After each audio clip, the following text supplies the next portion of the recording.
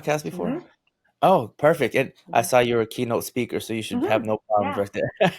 So, Lulu, thank you for joining me on the podcast. Can you please introduce yourself? Yes. Hi, my name is Lulu Steele. I am a four-year teacher at for LAUSD, right now teaching third grade. I am also a first-time self-publisher author. So I have a book, Esperanza and Friends, Loving Yourself. And yeah, and I have sometimes also I do keynote for LACO, Los Angeles County of Education, in Hmm. which I speak to students and parents who are in the system of continuations and those boarding schools. So I go and share my experience with them. That's awesome. That Yeah. there's a lot to unpack there, I feel. There's a lot. But what got you in the field of education? Why did you want to become a teacher? I think definitely I was able to observe my sister as a teacher when I was growing up, and I was able to see how much she cared for her students and how much her students, her life revolved around being a great teacher, making sure that she was there for her students. But also, I think my main reason of becoming a teacher was because of my negative experiences that I had as a student.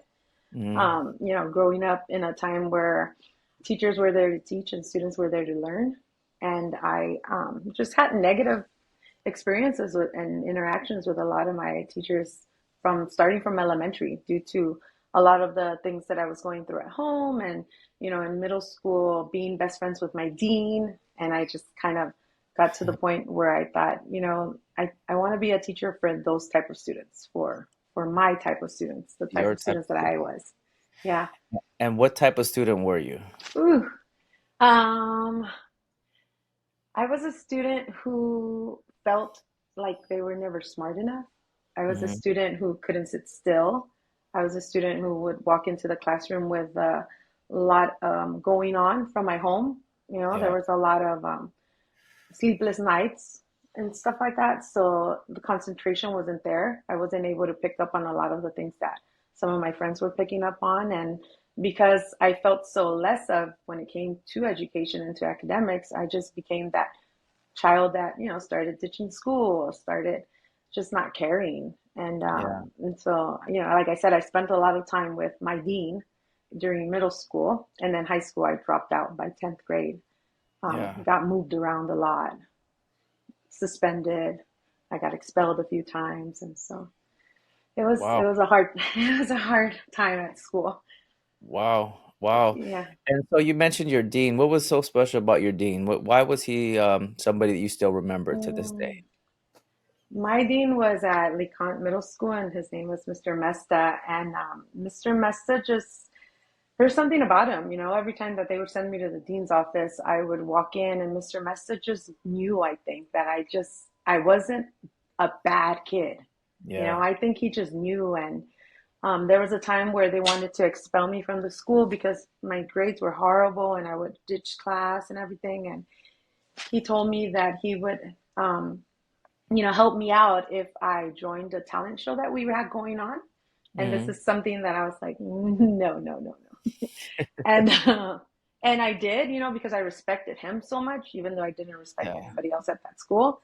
I joined it, and one of the things I ended up winning first place for that school, a talent I didn't know I had, and so Well, you gotta when tell us I what that talent is. What yeah, was the talent? the What was talent. it? Oh no, I did a performance of Selena because she had just passed away. Ah, I yeah. But the best part of that whole thing was just having somebody like, like just believe in me. And I remember walking in the next day to school, and he had my trophy in the hallway, and um, I wasn't much of that kid that got certificates or, even I always say red vines because I had a teacher who gave red vines to everybody, and I Yeah. never got, I never got Yeah. one. But I walked into that school, and I remember my shoulders felt a little higher, and I felt Mhm. like I have that, I have that talent. And it was pretty cool, and I remember when I became a teacher, I looked for him right away on Facebook and I found him, and I told him that I became a teacher, and he said, I always knew you were going to become someone. And See, you know that's awesome. And hmm and for what? I feel like it only takes one person, just one person to Yeah. believe in that one student with difficult Yes. behavior. Yeah. It just takes one person to believe, what, I see something special in you. There is Yeah. something there that nobody else could see, and maybe you can't even see it yourself, but I see it. Yes. Yeah, And I it agree. all takes that one person to bring it out, and it sounds like that's what he did. Mr. Mesa did with you. Yeah. Yeah, I Yeah, believe that too. I love when I became a teacher, when I was going through my schooling, I would listen to Rita Pearson constantly. I mean, I just watched her every time that I wanted to give up. She was an educator, and I would watch her TED Talks and just everything that she would talk about because I resonated so much with it. And one of the things that she always mentioned was that every kid deserves a champion. yeah. And that's something that I bring a lot up in my talks with Leiko about the idea that, it just takes that one person, that one person that just keeps believing in you and it doesn't give up on you. Hmm. So yeah, he was definitely That's that for awesome. me. And so you get to 10th grade, and then in 10th grade you drop out. Yeah. You I drop got, out. yeah, I had pretty much all fails. I think they just kind of, gave me a pass to go, and I got to 10th grade and I just decided, what, school's not for me. And then Mm, they tried to send me to what is it? Not continuation, but it's like a homeschool where I would just go homeschool? pick up my work. And I did Yeah. have an awesome teacher at that time. His name was Mr. Calloway. I also looked for him when I became a teacher, but he had passed. And so I would go, I would pick up my work. I talked to him about history because it was my favorite topic. He like opened my mind to so many things. And I would come, and go home. But by that time, I was too full into, other things. And, Mm, school was just not my number one priority or on any of the lists of that matter. yeah. So it was just, I eventually just said, I'm done. And I never went back. Not until I went back. Yeah. you know. So you go back, and I guess you're homeschooled, and that's how you get hmm your high school diploma? Kind of. Yeah. Kinda? Yeah. Okay. hmm Yeah. I I decided actually to skip that part a little bit, Yeah. and I went to I when I went back to school, which was when I was 24 years old. Mhm. I that's when I just decided to fix that and go back to college. And I subscribed. I signed up. Sorry, signed up for college, community college. Mhm. But took that long.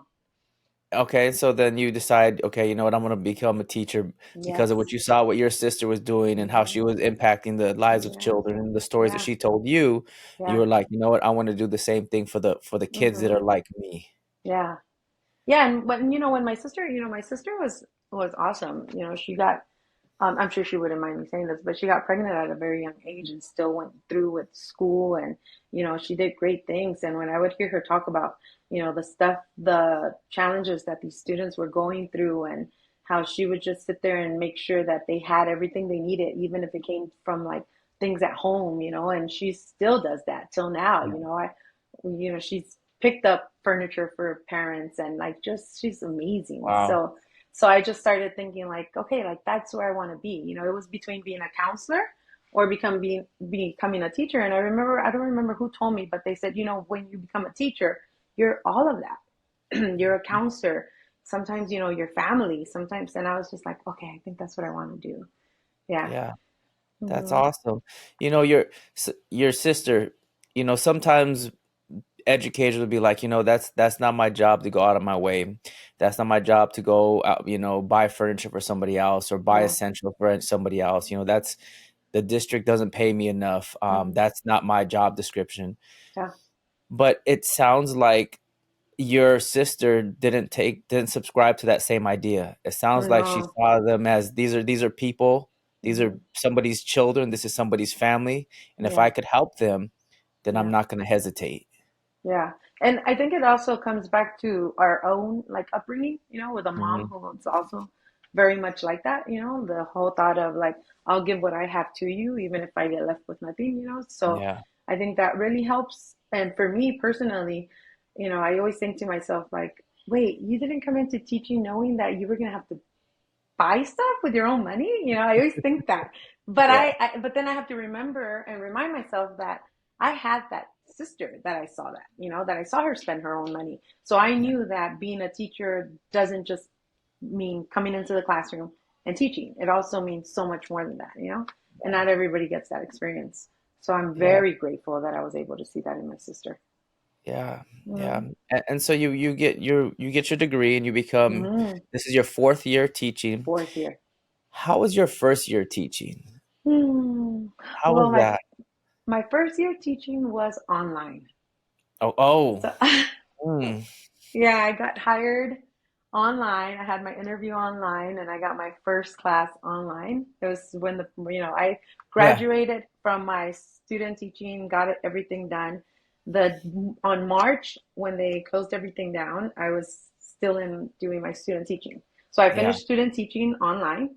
Hmm. And then I got hired to be a first grade teacher online through Wow. LAUSD. Yeah, so it was different. It was obviously nothing that I was, expecting, right? I couldn't Yeah. wait I had already bought in like stuff for my classroom. So like, then you get this curveball thrown at you and I was like, okay, well, I still have to make it fun. I'm still gonna make it fun. So I remember I decorated like my kitchen, my living room wall, and I had my son in one room, my other son in the other room. And it was me in the kitchen, at the dining room table, just teaching. And Yeah. and I kept thinking like I need these kids to be more hands-on. I need them to want to learn, right? So my main thing was I'm going to be making these packets for them every week and taking it to their house. And thankfully the parents were okay with that.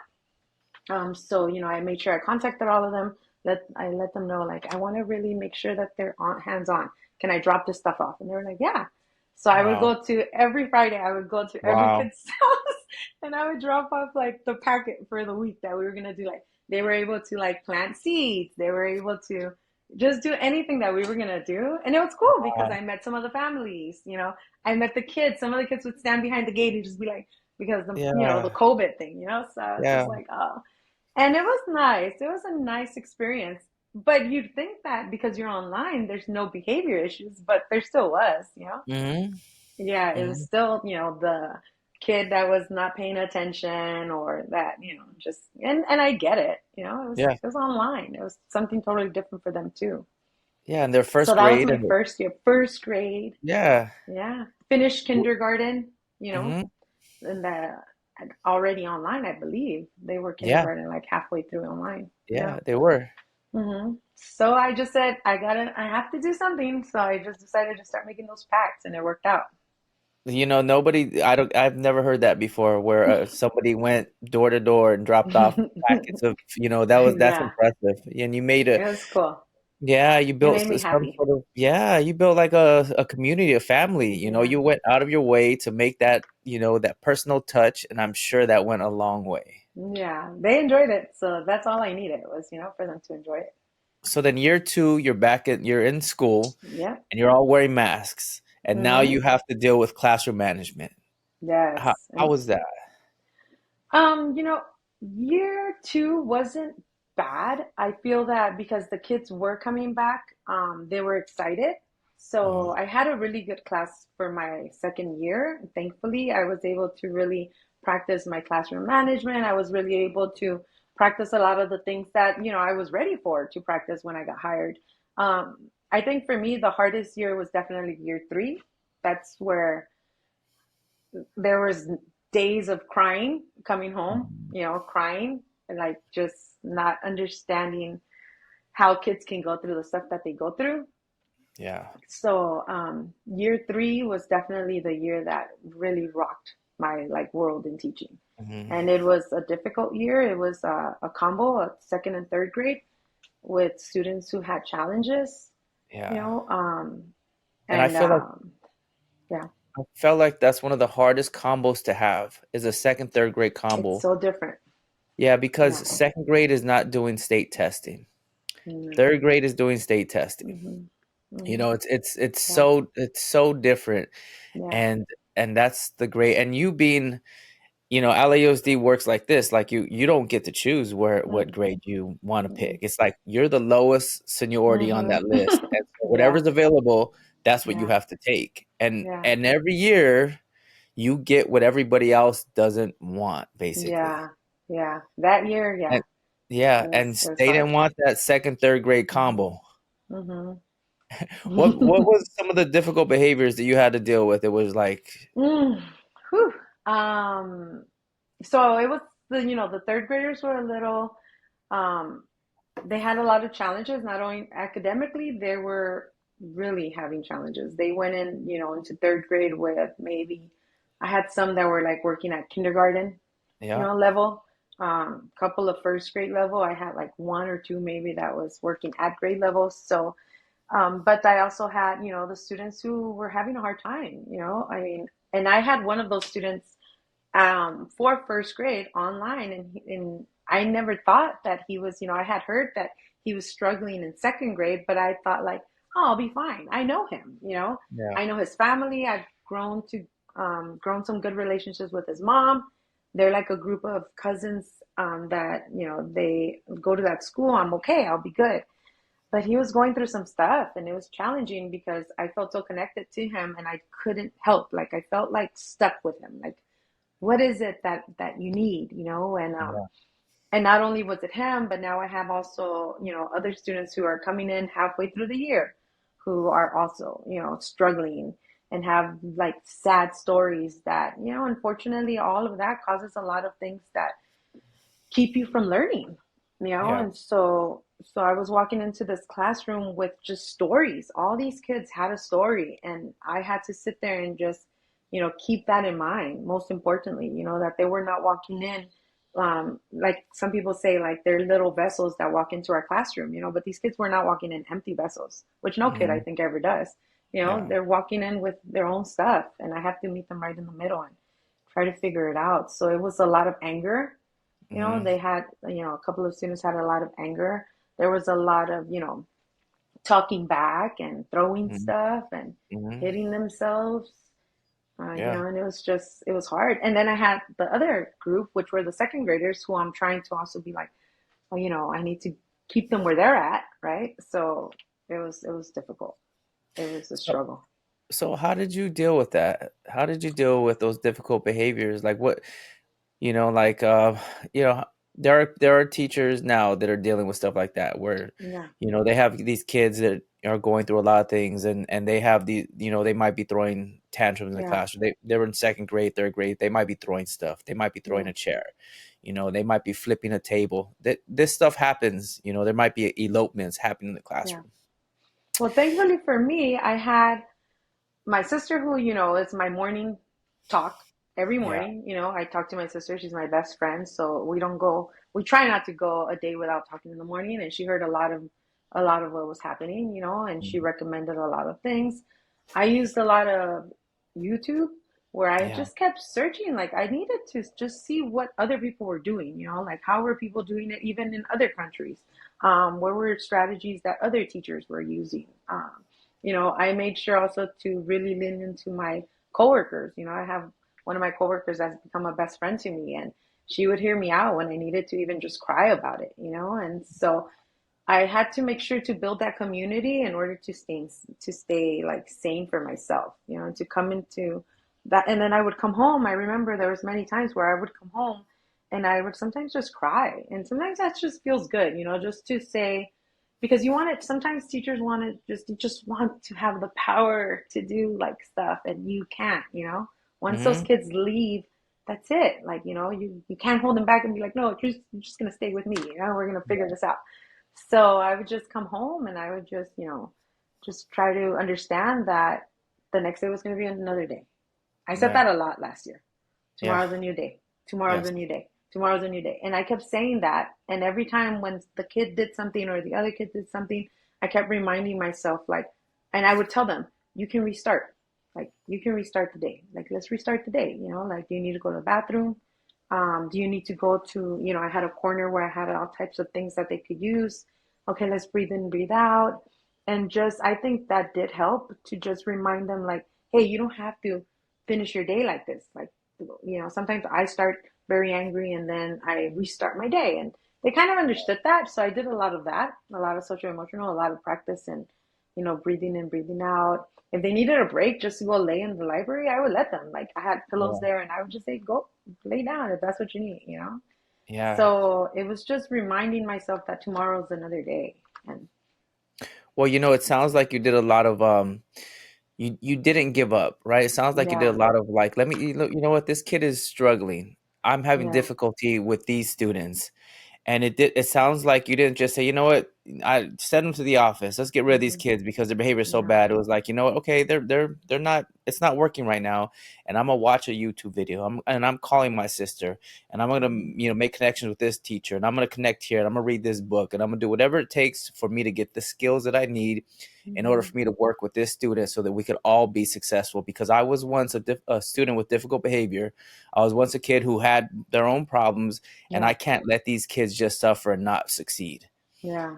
That's what it sounds like you did. Very Yeah. inspirational. What you were telling me. I'm like, man, Hmm. she really did, search out and seek out information to become a better teacher for these Yeah. students. Yeah. So that's Yeah. exciting. I tried.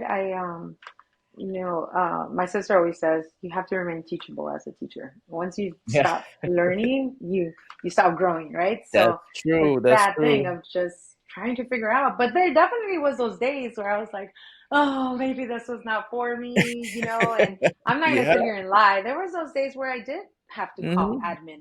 I did need the help. Yeah. I did, Oh you know. yeah. But thankfully, we also have a great principal that That's she awesome. also you hear her say it all the time.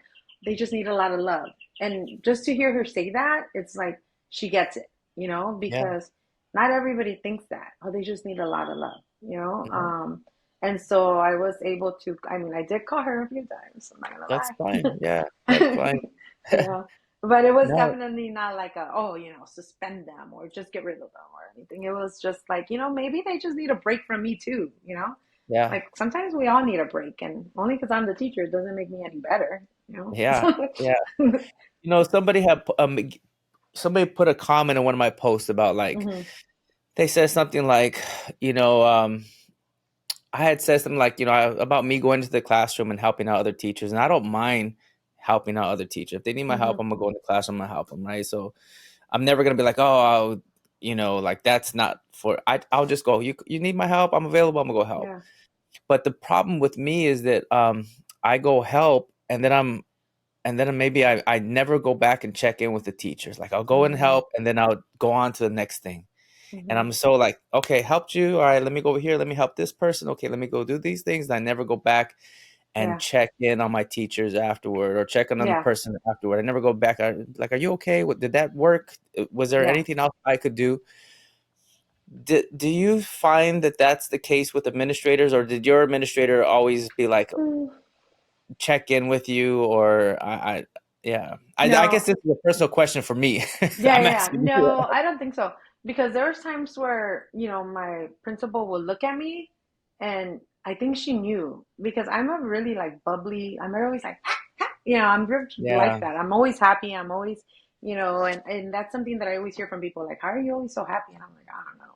But sometimes she'd look at me and she'd just say like, are you okay? yeah, And it's I'd odd. cry sometimes, and Yeah, sometimes like I'd cry and I just, and she would just say like, it's gonna be okay, like this is you're good for these kids, and stuff like that. yeah. And she understood and thankfully I have this I guess not relationship with her where she does know a lot of my story. She does know really the person I am. I didn't come Hmm. in pretending I'm something I'm not. So Hmm. I think she understands, and I would always say like, man, she must really think like that I'm like a miracle worker, Yeah, because every time I got that new kid and I'm yeah, sitting here trying to figure these kids out, but you just threw me another one, I used to be like, oh, this is like, she must really think I'm that good. And that yeah, was me being sarcastic because I just kept thinking like, what?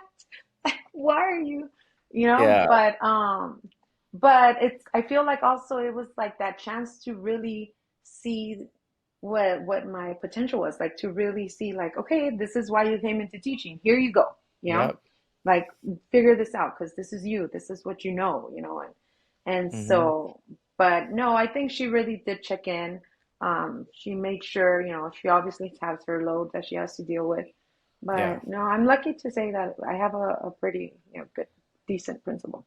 She's, that's you know, good. she's nice. I know that they're not all over the place because I have friends that are Yeah, teachers and they complain and yeah. That's the hmm so that from what I gather, from what I gather on, I guess TikTok. the majority of teachers, a majority of admin are terrible. That's what I gather Mm, from the TikTok stuff. yeah. My own personal experience, I'm gonna say that it's like a 50-50. I Hmm. think that half of the principals that I worked with were pretty good, and then half of Yeah. them were like, I don't know, Yeah. you're okay, and Yeah. but half of them were pretty good, you know. Yeah. So it I was mean, like a 50-50. I've definitely heard like stories where I'm like, oh man, I'm so glad, you know? And the way Yeah, that I see it is they're principals, but I also see it from the side of my sister.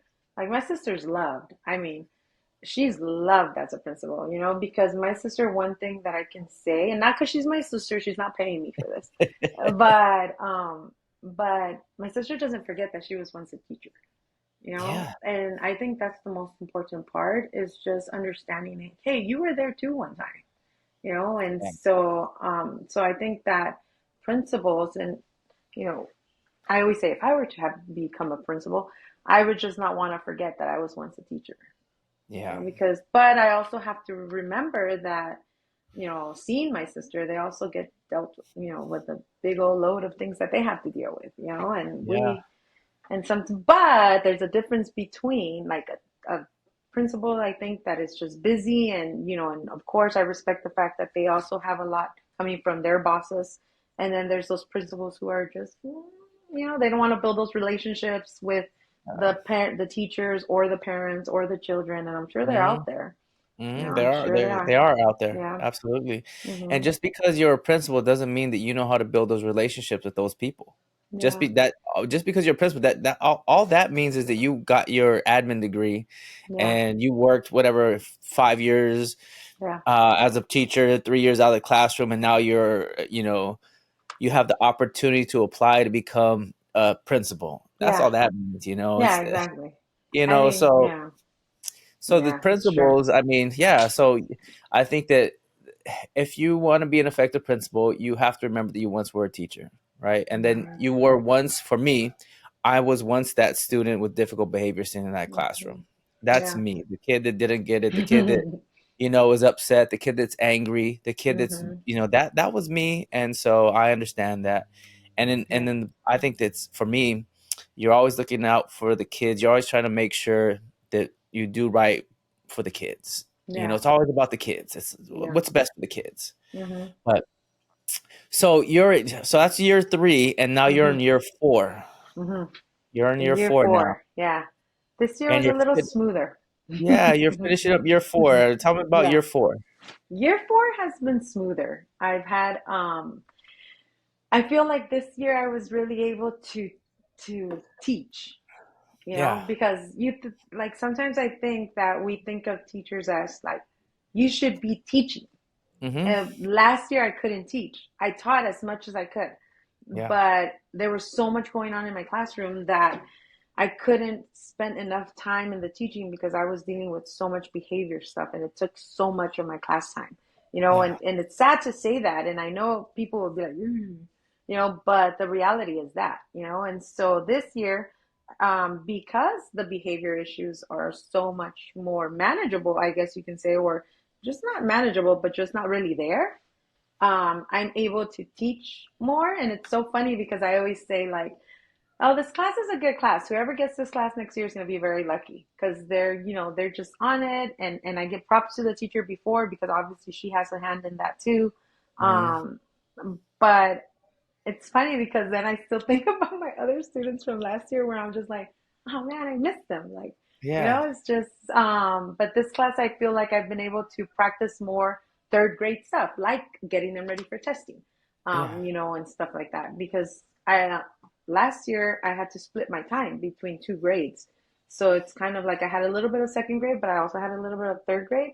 This year I'm able to really like put in what I needed for third grade, you know, and I agree with the second and third grade combo not being a good mix Mm-mm. because the standards are completely the Yes. opposite, you know, and it's something Mm-hmm. completely new. And I always tell the parents, like, I have parents that sometimes in third grade will be like, oh, you know, well, why aren't they there? And I'm like, third grade is a whole nother ball game. Like, it's not second grade, you know, they're learning completely different things. And so this year I feel like I was able to put more practice into the grade itself and everything that, you know, is expected of that grade, which is a lot. Not only That's of good. me, of the students. Yeah, absolutely. And Hmm. so you give credit to the teacher before you. Yeah. The kids came in with certain skills. Hmm. What would Hmm. you They say did. what would you say were those skills that made it easier for you? The management, I think the classroom management is just like, if you don't have that down, I feel like that's where everything starts going, like it starts crumbling. Because if that child or those students don't understand, like, hey, the countdown means you stop talking, or hey, you raise your hand when it has to be raised, right? Because it's not like they're in there all day. There's moments where they Mhm. could talk and just ask a question. I think that she must have done a really good job with that. She did a good job with the kids would come in, and there were some kids that would always ask, like, can I do this? And I'm like, yeah, like, you don't have to ask about that. I They're started so thinking, trained. The like, kids are so they're so trained. trained, yeah. But it's respectful, because it's just like, all right, like, that teacher made my year, a little smoother, right? With that. And I think that's the best part about working in a school, is that we all should get our kids ready for the next teacher, to make their life a little smoother. But it's not Yeah. always the case, because kids are kids. So it was nice that they came in, already with, I wouldn't say so much academics. Obviously, I still have some of the kids that are struggling, but they don't give up, which is nice. And That's good. last year, I just had a lot of kids who, they knew where they were at, and they were not proud of themselves, and their Yeah. self-esteem was low. And I had to sit there and give them those pep talks, and Yeah. um, so that's a hard one in itself, where you have the kids that are low, and they know they're low, and they compare themselves to others, and they just give up, Mhm. because why not? I mean, it's easier to give up than to Yeah. try, so. Yeah. That's tough. I feel Hmm. like if there's no if there's no positive direct, they're not moving in a positive direction. Hmm. Hmm. If they don't see any progress, then they're not gonna try to do anything, because why try? Because there's no progress anyway. So Yeah. I'm just wasting my time here. Yeah. And I think the key is to build them up. Yes. Find those wins. If you notice something good Yes. about them, you point it Hmm. out, and you're like, even if it's the Hmm. smallest thing, like, man, Hmm. this, hey, and you just build them up. Yeah. Because those students, if you can't build them up now when they're in second, third grade, and they go through fourth, fifth, and they're in middle school with that same mentality, those are the In middle kids that school, are eat you alive. either, yeah, those are kids that are gonna struggle. Those are Hmm. kids that that are gonna have a really difficult time. So it's all Yeah. about building up their self-esteem. You Yeah. know, Yeah, and there was a lot of that going on last year. The students that were third graders that were working at mm, kindergarten, maybe. I just had to keep reminding them. Like, there was this one time where one of the students raised, the kids. I don't call on kids to come do math and on the board, but if they raise their hand, then I'll let them. And then I know he wanted to so badly get it, and he just was just not getting the answer. And so I just, like, went down below, and I was just like, I'm gonna do it for you.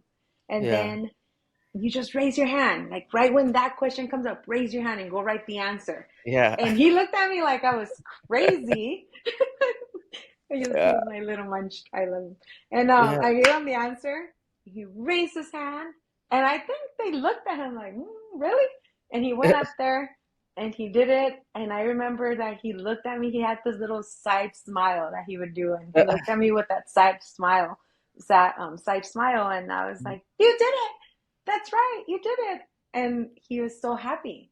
Yeah. And it was like, just that thought of, like, these kids don't want this. Like, they want to do as good. I know I did, like, Mhm. I wanted to, graduate with my, sorry. I wanted to graduate. I wanted to do all those things that, the prom Yeah, and the fun stuff, yeah. but it was hard. And mentally, like, I wasn't there. I was worrying too much about what was happening at home. Mhm, So, but it wasn't that I was a bad kid. I wasn't hurting nobody other than mhm. myself, pretty much. So Yeah, when I see those kids, I have to remind myself of that. Like, no kid wants to not do nothing. No kid wants to be categorized as the bad kid, yeah, you know? Um, but we do it anyway sometimes, right? Because yeah. we forget that they do have that little boy, man, he would argue with me, and sometimes I would sit there and be like, man, he's good. Like, man, he has some good points. Yeah. Yeah. And I would tell him, like, you're gonna be, I'm gonna call him, just because I keep trying to say names, I'm gonna call him John for now. His name's not John, Yeah. but John, you're gonna be a lawyer one day. Watch. Hmm. But John didn't know how to read, and he didn't Yeah. know math, and he didn't know his numbers. But when he would argue, he would leave me like, whoa, Yeah. like it was there. And so I would Hmm. always tell him, like, you're gonna be a lawyer one day. Watch, and you're gonna come back and tell me that you're a lawyer.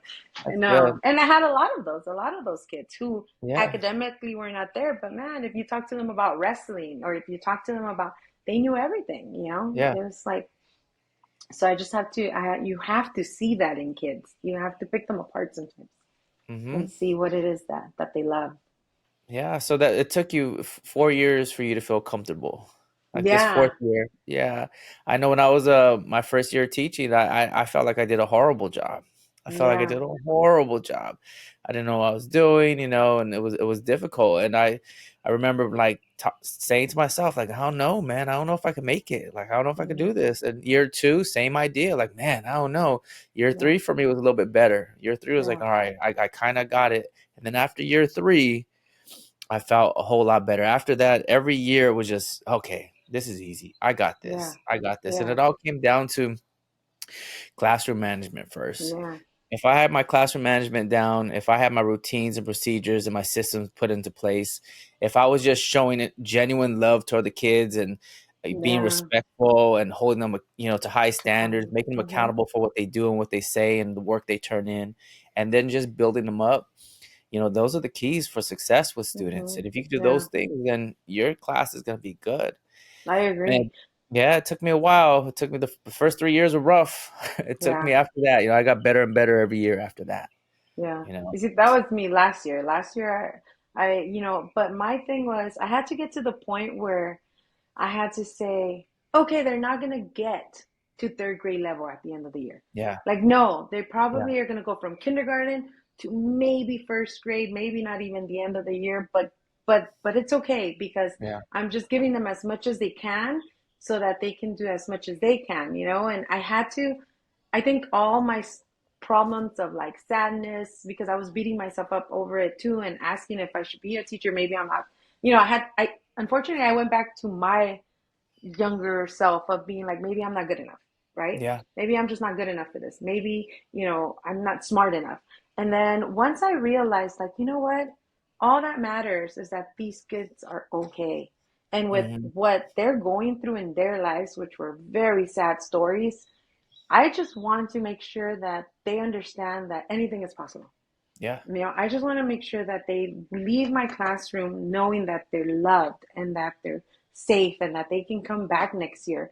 I always tell my kids when they're leaving, my students, I always tell them when they're leaving, like, you guys, my door, wherever you find my room, just come. And if you need help with your homework, if you just want a hug, if you just need to talk, like, I'm here for you, like, Yeah. once I realized that, it probably was towards the end of the year, because, Yeah. of course, I'm beating myself up over how they're not still at third grade level. I realized, like, you know what? It's okay. Everything's going to be okay. Everything's going Yeah. to be okay. Because you could get so stuck in that thought of, like, what is my principal thinking of me? They're not doing well. And then we have those meetings where they're showing you all your, The data. your data. The And, data. and there's like, we have these big screens at our school. So, and then there's people around me that I'm like, why are you even here? And whatever, right? Yeah. And then you feel like, it doesn't matter how much I love these kids. This is what matters. And then you realize, like, Hmm. no, I mean, it does, obviously, Yeah. district wise, right? And Yeah. out of that. But what matters is that those kids just leave believing in themselves. That's right. They always go, I only got two right. I'm like, better than zero. Yeah. Better than zero. I always say that. Better than And zero. so all of that to say, what inspired you to write that book? So Ooh, you're my an author. book. I am. I brought Yeah. it so I can show you. Since you say you're, Yeah, you see? and I listened to it earlier today. Oh, yeah. The online version on YouTube, somebody was doing a read along. You Yeah. had recommended on your Instagram page, Yeah. and Yeah. I went to it, and I was like, oh, let me hear it. Yeah. I, it was mostly because of what I went through. as a child, even as a teenager, and eventually even somewhat as an adult, to where, that thought of a lot of anxiety. I had a lot of anxiety as a kid. So my anxiety got me in trouble a lot, especially in school, because I just couldn't sit still. I always had that stomach ache and everything. And so when I decided to write Esperanza and Friends, I wanted a character that became a friend, because one of the things that I never did was I never shared with friends what was happening at home. Mm. It was like, I don't want people knowing that that's happening in my house. And I Yeah. had one best friend who I will love her forever, because she's the only friend who knew. She's the friend that I would call at night when when things were happening and I needed to cry or anything like that. And she never judged me. And so when I wrote Esperanza and Friends, I wanted to have a character which is named after my niece Hope, to become a friend with the reader. I Mm. needed, and so what she does is that she talks about herself, but then she throws it back to the reader. And Yeah. so it's kind of like she's interviewing the reader, and there's pages where they're, practicing all the strategies that she talks about. And Yeah. those strategies are some of my favorite strategies to use, even now as an adult. So, like, journaling is one of my favorite things. I do it all Yeah. the time. So she talks about how, like, whenever I'm feeling this way, I go home and I journal. You should try it too. And then she has journaling pages for the kid to write on, Hmm. and art, which is another one of my favorite things. So it was really thought of as a way of Esperanza becoming a friend to the reader, and the reader knowing, like, hey, there's somebody, like, there's this character who is your friend, who, you can write to and draw and tell them how you feel, and it's okay, instead of Yeah. just holding it all in and never talking about it and walking around with this weight that only grows bigger and bigger as you get older. Yeah. And so it's my first book. I'm hoping to, you know, one of the things that my niece told me, who is Hope, one time, is that she told me that, she was going through some bullying at school, and that's something I never knew about her. And she's my niece. I mean, I love my nephews. And so when she told me that now as an adult, it broke my heart to know that I never knew that. I don't even know she was a reader, and she told me one time, the reason why I would read so much is because I needed to kind of hide away from people.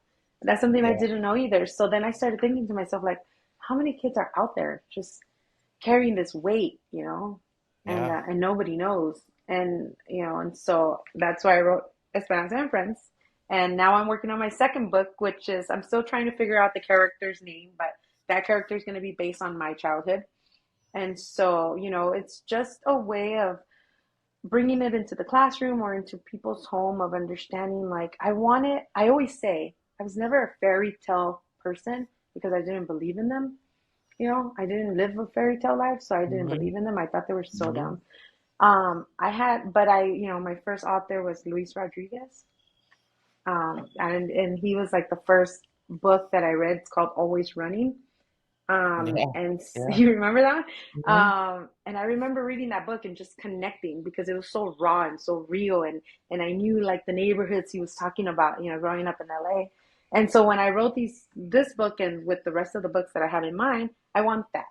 I want it to be real. I wanted to really connect with what kids are going through, like, no fairy tale stuff, because you know what? There's kids out there who don't have fairy tales, who have real problems. and That's right. and then, and so all of the books will be interactive. All of the books are based on people that I know.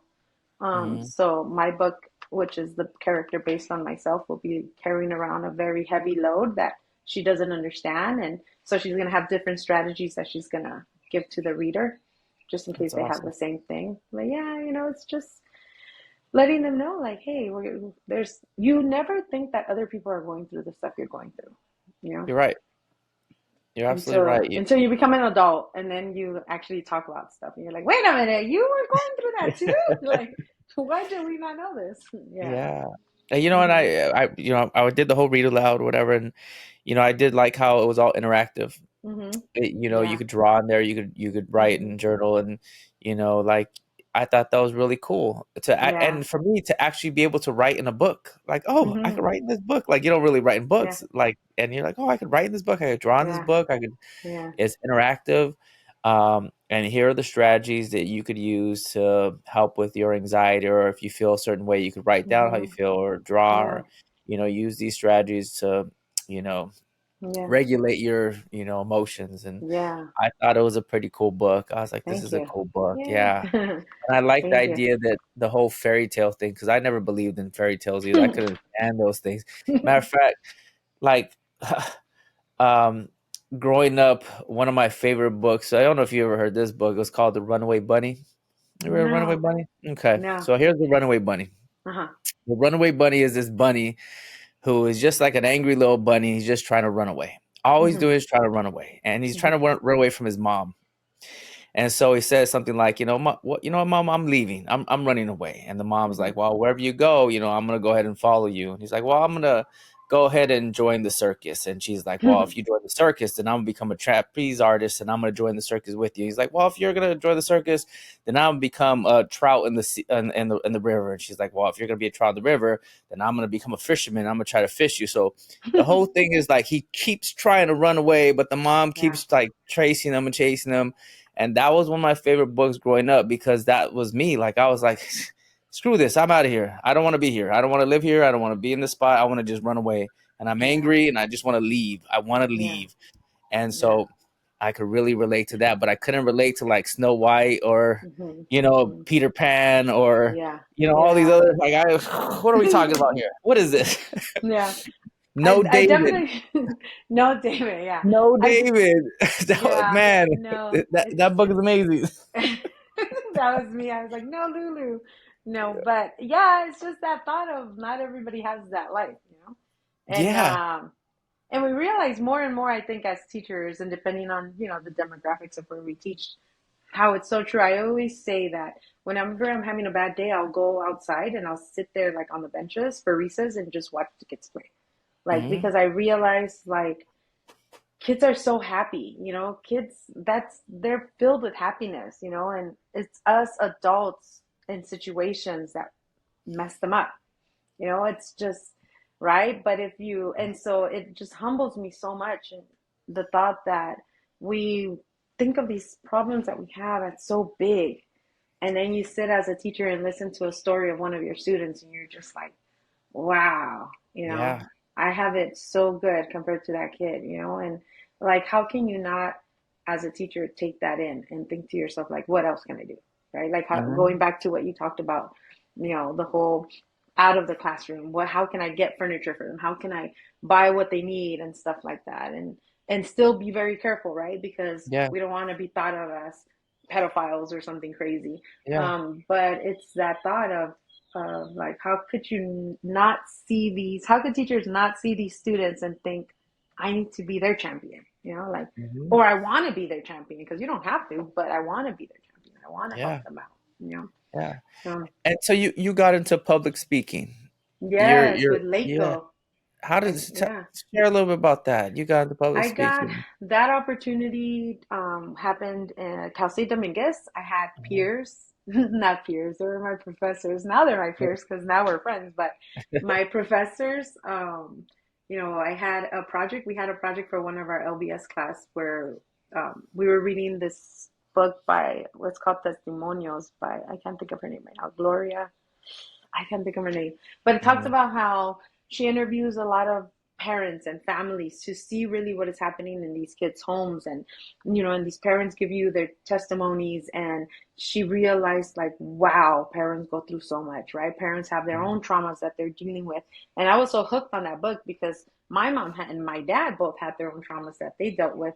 And so as we were doing that project with that book, we were supposed to like plan some sort of like SEL thing for parents, and they were gonna take us to different schools. And I said, my professor said, why don't you give your testimonial? Like, why don't you give Mhm. your testimony? And I was Mhm. just like, no, like, no, no, no, no. Mhm. I was like, Mhm. no. And she's like, I think you should. And so she invited one of the ladies from Laco who gets all the speakers. I finally said yes, and I did it. And she invited Hayel from Laco, and she loved it. And they offered me a job, like, right there and then. And I Wow. was just like, what? You want me to do what? And they were like, we want you to be like one of our keynotes, and we want you to speak to the parents. And all you have to do is give your testimonial. Like, obviously, you want to Yeah. practice a little bit on like how to speak and say things like because I used to say that a Yeah. lot. So she practiced with me so much on that. And so and I was like, and that's all you want? Like all you want is for me to say that? And she's like, yeah. And and I started doing it, and every year I've had a contract with them. I just That's had one awesome. 2 weeks ago where I spoke at a boys camp, and I've had the opportunity to talk to the students, even though it's a little harder because they have like, they're like at those where there's a lot of like police, the parole Yeah. officers and all of that. So I have to Yeah. be more careful. But I remember one time I had to drive all the way to San Dimas, I think it was, and I was going to speak to the parents, and the parents were something happened with the police, with the parole officers, where the parents were having a hard time. So I'm sitting there, and the lady goes, "I'm sorry, the parents are not ready." And I was just like, "Okay, that's fine." And then she thought like, "I don't want to waste your time though. Would you like to speak to the students?" And I was like, "Yes, yes, like that's why I'm doing this. Like, give Yeah. me that opportunity." And then she took me. The parole officers take me, and they take me into this cafeteria. There's a big old cafeteria, and I walk in, and all it is boys, Oh, and like dudes just sitting there looking at me like, what do you have that's gonna, yeah. What can you And offer us? exactly, and my hands were sweating, and I started getting like my anxiety a little bit, and I was just like, oh, this is gonna be bad. And I saw even some of them say like silly things about me, and I was just like, okay. And I started, doing my talk, and by the end of the talk and everything, I went back to the classroom, and the parole officers called the lady and said, just you need to let that speaker know that these kids have never been quiet for a speaker.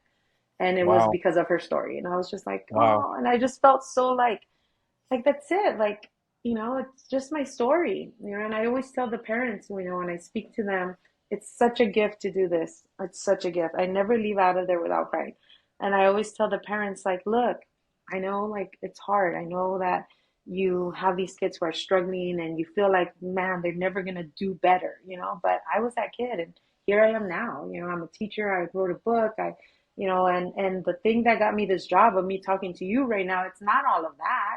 It's that I have a story like your kids. And it's just that little, I just tell them, just don't give up on them. So when I did that, with Leiko, it was nice. It was like, I just still like, when I do it, every time I hang up, I have to take that moment to myself, because I have to remind, I have to remind little Lulu that, that she's doing something, and Yeah. that things happen, and so it That's makes me really awesome. happy. Yes, Yeah. I'm really grateful for that job. It's awesome. That's so amazing. That's so Yeah. amazing. You just inspired me here. I'm over here inspired.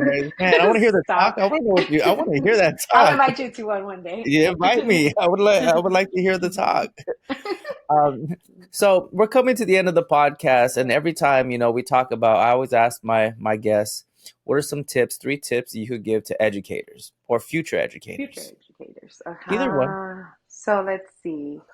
Um, I would say remain teachable, right? Because if you remain teachable, it never gets old, I think. And of course, this is coming from a 4-year teacher, right? I hope, though, to always remain teachable. But Mhm. most importantly, get to know your students. Get to know your Yeah. students, get to know their families, because when you get to know their families, you start understanding more instead of judging or feeling like, oh, they just don't care. Like we all have our own traumas, and it's so important to understand that. And I know a lot of people go like, oh, the victim mentality. Is not the victim mentality. It's just that we have stuff we got to deal with.